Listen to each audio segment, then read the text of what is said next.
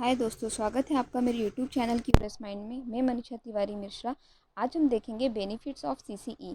CCE का मतलब हम जानते हैं कंटिन्यूअस एंड कॉम्प्रहेंसिव इवैल्यूएशन। तो चलिए जानते हैं इसके फ़ायदे के बारे में।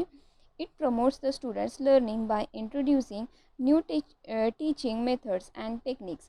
This means that students get to study from different techniques and methods, which makes the overall process of teaching and learning very interesting. तो सीसीई की मदद से बच्चों को अच्छी शिक्षा दी जाती है और नई साधन और सामग्रियों के द्वारा उन्हें पढ़ाया जाता है, जिससे बच्चों को अपनी अलग अलग अपनी क्षमताओं को बढ़ाने में मदद मिलती है। उन्हें पढ़ने में मज़ा आता है जब टीचर्स अच्छी विधियों का और सामग्रियों का अपनी पढ़ाई में इस्तेमाल करते हैं। तो ये उसका मेन उद्देश्य हुआ। उसके बाद देखिए, evaluates the learning needs and abilities of students. CCE helps the students to put their best foot forward and continuously test their own abilities. With the help of the CCE process, teachers and students can understand the area where students need work more. तो यहाँ पे देखिए कि बच्चों की क्षमता के हिसाब से उन्हें किस चीज़ की ज़रूरत है और इसका पता लगाना चाहिए, इसका मूल्यांकन करना चाहिए। उसके बाद सीसीई मदद करता है बच्चों की कि हमेशा उन्हें डेली बेसिस पे उनके टेस्ट लेकर उनकी क्षमताओं को बढ़ाया जाता है। और इस तरीके से टीचर को और जो स्टूडेंट है उन्हें ये समझ में आता है कि उनके किस एरिया में, यानी उनके किस चीज़ में काम करना भी बाकी है। लिखन हो, पठन हो, प्रोनंसिएशन हो, समझ हो, जो भी उनका एरिया वीक है उस पर टीचर और बच्चे दोनों मिलकर काम कर सकते हैं। और बच्चे अपने खुद टेस्ट के द्वारा खुद का अपना जो कैपेसिटी है, एबिलिटी मतलब उनकी जो क्षमताएं हैं, उसे वे बढ़ा सकते हैं।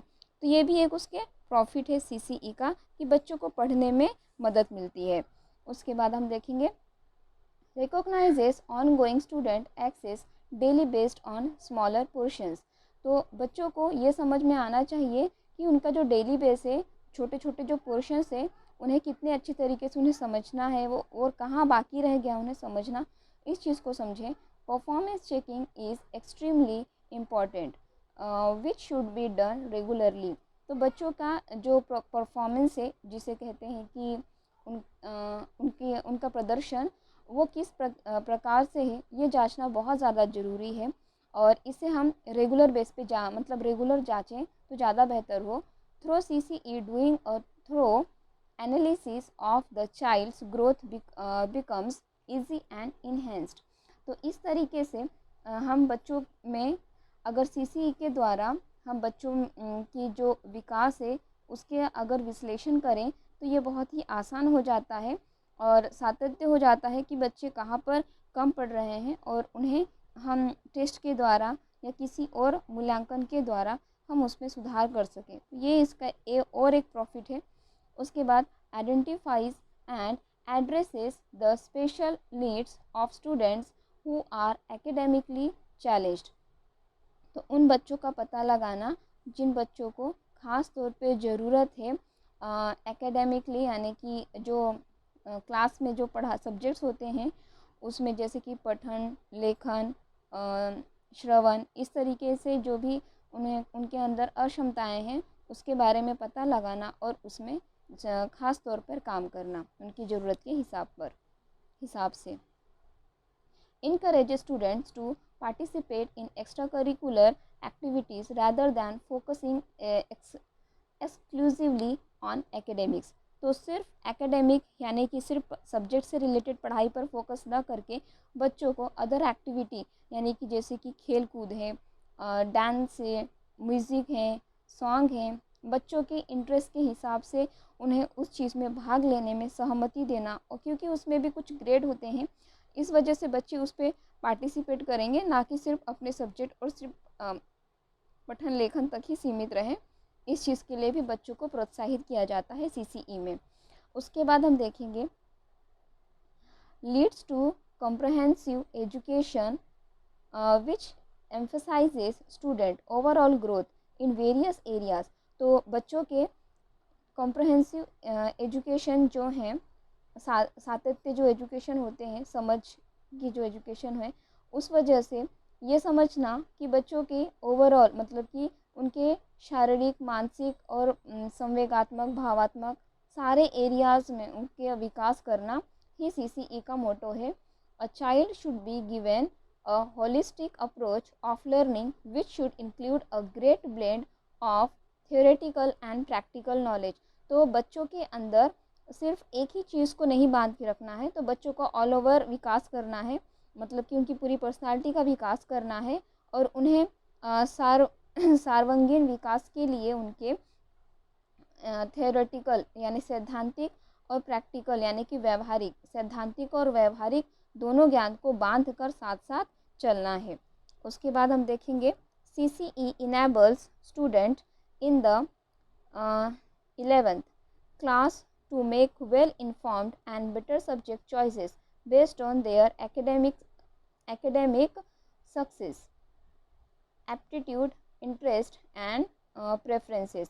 तो जैसे कि 11th स्टैंडर्ड के जो बच्चे हैं उन्हें अच्छी तरीके से समझाना, उन्हें बताना सब्जेक्ट के बारे में और उनके ऊपर छोड़ देना कि उन्हें किस चीज़ में ज़्यादा इंटरेस्ट है और उनके हिसाब से उनके एकेडमिक में उन्हें सफलता मिले, इस चीज़ के लिए उनका एप्टीट्यूड, उनका जो दृष्टिकोण, उनकी जो रुचि है, उनकी जो सोच है, इस चीज़ को प्रेफरेंस देते हुए उन्हें सब्जेक्ट्स प्रोवाइड कराना और उन्हें सही गाइडेंस करना, ये भी CCE का मोटो है।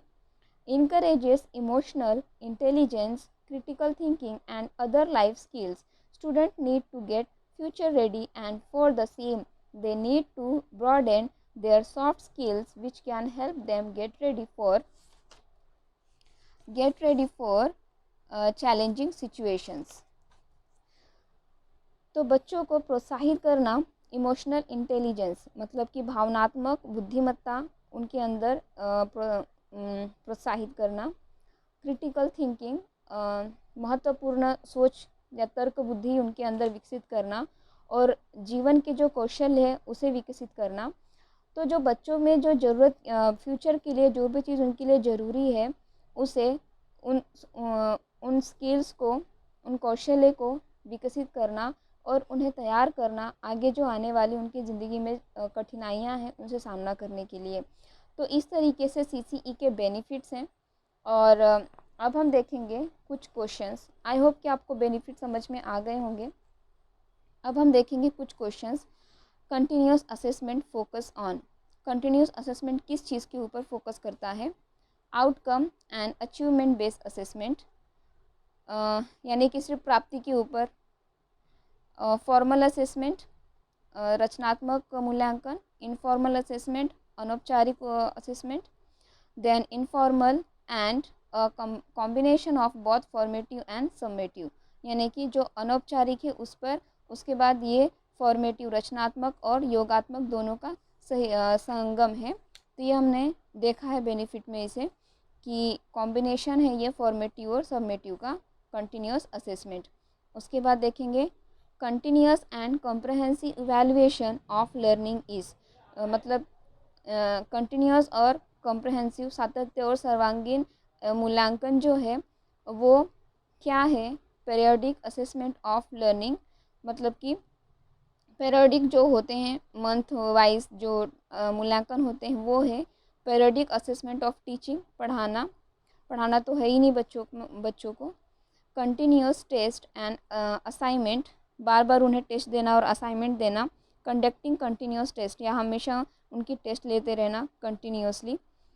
तो कंटिन्यूस एंड कॉम्प्रहेंसिव की बात हुई है। अगर कंटिन्यूस की बात होती तो कंडक्टिंग कंटिन्यूस टेस्ट होता, लेकिन कॉम्प्रहेंसिव भी है इसलिए पीरियोडिक असेसमेंट ऑफ लर्निंग आएगा क्योंकि इसमें मंथली जो एग्ज़ाम होती है वो भी इसी में रिलेटेड है। उसके बाद देखिए the term comprehensive in continuous and comprehensive evaluation means जो कॉम्प्रहेंसिव एक प्रकार है वो कंटिन्यूस मतलब कि सातत्य और सर्वांगीण मूल्यांकन मतलब क्या होता है? स्कॉलेस्टिक डेवलपमेंट मतलब कि सिर्फ जो स्कूल से रिलेटेड सब्जेक्ट है उसका सिर्फ विकास करना। को स्कॉलेस्टिक डेवलपमेंट यानी कि उन्हें अदर जो बाहर मतलब सब्जेक्ट से, क्लासरूम से बाहर निकल के जो भी अदर एक्टिविटीज़ है उनका विकास करना। एकेडमिक स्किल्स यानी कि सिर्फ पढ़ना लिखना समझना इसी में फोकस करना, या स्कोलेस्टिक एंड को स्कोलेस्टिक डेवलपमेंट यानी कि क्लास के अंदर और क्लास के बाहर दोनों का विकास करना। तो आपका सही आंसर यही होगा, स्कोलेस्टिक एंड को scholastic development he comprehensive in continuous and comprehensive evaluation मतलब होता है। The most appropriate logical predicate for the continuous and comprehensive evaluation should be, यानी कि एक बहुत ही सही तरीके से जो लॉजिकल जो कल्पनाएं हैं वो भविष्य क्या निर्धारित करती है कंटिन्यूस और कॉम्प्रहेंसिव मूल्यांकन में। Assessing more than one aspect of learning, यानी कि बच्चों का मूल्यांकन करना एक से ज़्यादा स्वरूपों में। मैक्सिमाइज द असेसमेंट अपॉर्चुनिटीज़, कम करना उनके जो मूल्यांकन है उसकी अपॉर्चुनिटी संधि कम करना, अवसर कम करना। Promoting the holistic nature of human personality, यानी कि उनकी जो सर्वांगीण विकास है उसे बढ़ावा देना। Increasing the burden on teachers, teachers के ऊपर बर्डन बढ़ाना। तो promoting the holistic nature of human personality आपका सही आंसर है। उसके बाद देखिए कंटिन्यूअस एंड कॉम्प्रहेंसिव इवैल्यूएशन क्या है, सर्वांगीण और सातत्य विकास मूल्यांकन क्या है। Teacher centre, student centre, assessment centre, performance centre. तो स्टूडेंट सेंटर ही है, इसे बच्चों के लिए बनाया गया है। Continuous and comprehensive evaluation should be adopted by all schools because, ये सारे स्कूल्स में क्यों अडॉप्ट किया गया है उसका रीज़न क्या है। It offers teachers opportunity to test learners frequently, यानी कि बहुत ही आसान तरीके से टेस्ट मतलब कि परीक्षण उपलब्ध करा देते हैं, उसका अवसर देते हैं। It is the latest development in the field of education, ये अभी नया अभी एजुकेशन फील्ड में आया है, विकसित हुआ है। इसलिए traditional pen paper test do not assess and enhance all the attributes and abilities of learners, यानी कि जो परंपरागत पेपर पेन वाली जो टेस्ट चली आ रही है उसे छोड़ के बच्चों के जो उनकी जो सारी क्षमताएं हैं, एट्रीब्यूट्स विशेषताएं, हाँ बच्चों के अंदर जो भी विशेषताएं हैं क्षमताएं हैं उन्हें बढ़ावा देना। It frees the learners from studies and hard work, बच्चों को पढ़ाई मतलब पढ़ते समय उनकी पढ़ाई से हार्डवर्क कम कर देना। तो आपका सही आंसर यही है कि ट्रेडिशनल पेन पेपर वाली टेस्ट ख़त्म करके बच्चों के अंदर जो विशेषताएं हैं जो क्षमताएं हैं उसे बढ़ावा देना। One of the main objective of continuous and comprehensive evaluation, उसका जो मेन उद्देश्य है CCE का मेन उद्देश्य क्या है। To conduct more and more test in one academic year, ज़्यादा से ज़्यादा टेस्ट बनाना एक साल में क्लास के। To test every aspect of the learners development, बच्चों के हर स्वरूप में स्वरूप के विकास को हमेशा टेस्ट लेते रहना। डे एम्फेसाइज मेमोराइजेशन, उनकी जो मेमोराइजेशन है उसे कम करना। To make sure learners do not forget what they have learn, ये हमेशा याद रखना कि बच्चे जो पढ़ें उसे भूलें ना। यहाँ पे आपका सही आंसर यही आएगा, to test every aspect of the learners development, बच्चों के स्वरूपों मतलब जो भी उनके एरियाज़ हैं उसे विकसित करने के लिए हमेशा टेस्ट लेती रहनी चाहिए। Remedial teaching as part of formative assessment means, मतलब कि जो रेमेडियल होते हैं जैसे कि बच्चों के अंदर कोई कमी आपने देख ली और उसे मिटाने के लिए आप कुछ एक टीचिंग कर रहे हैं, तो वो फॉर्मेटिव यानी कि रचनात्मक मूल्यांकन मतलब क्या होगा। Diagnosing and addressing gaps in learning, मतलब कि बच्चों के अंदर निदानात्मक और उसे बताने के लिए उसके गैप को दूर करने के लिए निदान करना। Teaching beyond the text books, उसे टेक्स्ट बुक के बाहर का पढ़ाना। Extra coaching bye parents, parents के द्वारा उसे बाहर से कोई और कोचिंग देना, क्लास देना, ट्यूशन लगाना। टीचिंग फॉर गिफ्टेड स्टूडेंट्स, या फिर पढ़ा रहे हैं आप उन बहुत ज़्यादा टैलेंटेड बच्चों को। तो आपका सही आंसर यही होगा, diagnosing and addressing gaps in learning, उसके जो पढ़ाई में जो गैप पड़ गया है उसे आप नैदानिक स्वरूप से उसे आप मिटाने की कोशिश कर रहे हैं। तो यही है remedial teaching as part of formative assessment means. I hope आपको ये वीडियो अच्छा लगा हो तो लाइक करें, सब्सक्राइब करें, दोस्तों के साथ शेयर करें channel, and thank you for watching this video.